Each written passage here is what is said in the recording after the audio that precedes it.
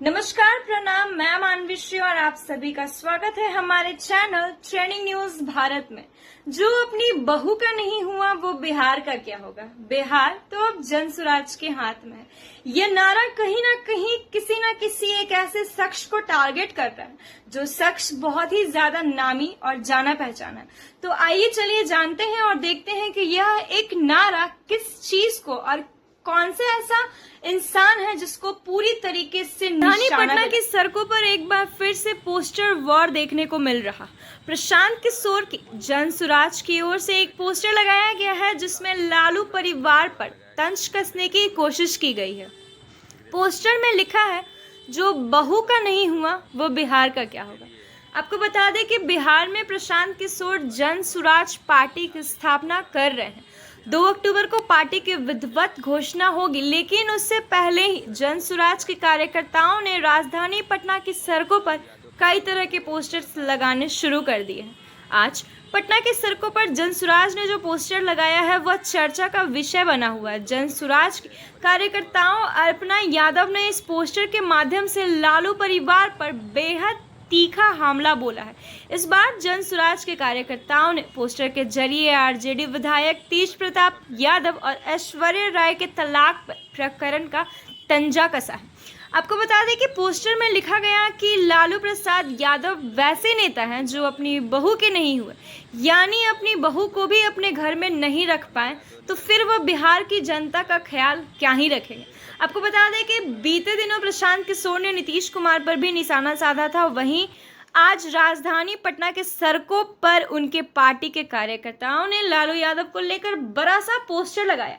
हालांकि पोस्टर में सीधे सीधे लालू यादव का नाम नहीं है, लेकिन सभी को पता है कि बार बार बहू ऐश्वर्या राय को लेकर विपक्षी दलों के नेता लालू परिवार को टारगेट करते हैं। ऐसे में इस पोस्टर के जरिए एक बार फिर से लालू परिवार पर निशाना साधा गया। इस पोस्टर में साफ साफ लिखा है कि जो अपनी बहू का नहीं हुआ वह बिहार का क्या होगा। अब प्रशांत किशोर का इसके ऊपर क्या सोचना है और क्या देखना है ये तो उनके बयान के बाद ही पता चलेगा, लेकिन इस पोस्टर में जो अर्पणा यादव सीधा एकदम लालू परिवार पर हमला बोल रही हैं, वो देखना यह है कि अब लालू परिवार की ओर से क्या इनके विरुद्ध एक्शन लिया जाता है। तो ऐसे तमाम खबरों के लिए बने रहे हमारे साथ और देखते रहे ट्रेंडिंग न्यूज भारत। उसके बाद से आरजेडी की कोई ताकत रही नहीं है। 2005 से आप आगे का इलेक्शन का आंकड़ा उठाकर देख लीजिए तो आरजेडी को कभी आरजेडी या उनके द्वारा बनाए गए गठबंधन को कभी जीत नहीं मिली है।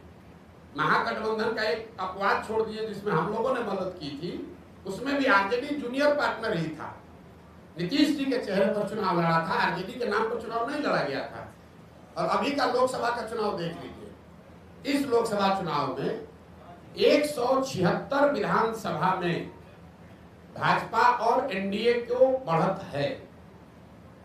तो हमारा अगर मुकाबला है तो जो 176 में आगे है उससे मुकाबला होगा कि जो 50 सीट में आगे है उससे मुकाबला होगा। तो ये तो हमारे आकलन का विषय नहीं है, ये तो फैक्ट है। किसने कह दिया आपको? भाई ऐसा है, अब अपने हिसाब से कहिएगा। क्या लोकसभा में कितना सीट है आरजेडी को? 2014 में आरजेडी को 5 से कम सीट था।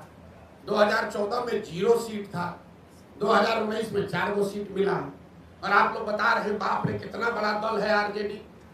आरजेडी, एक बात ध्यान रखिए आप लोग, आरजेडी अपने दम पर लालू जी से बहुत बड़े नेता हैं, लेकिन लालू जी अपने दम पर बिहार जीवन में सिर्फ एक ही बार जीते हैं। एक ही बार जीते हैं। दोबारा बिहार की जनता ने लालू जी को बहुमत नहीं दिया है।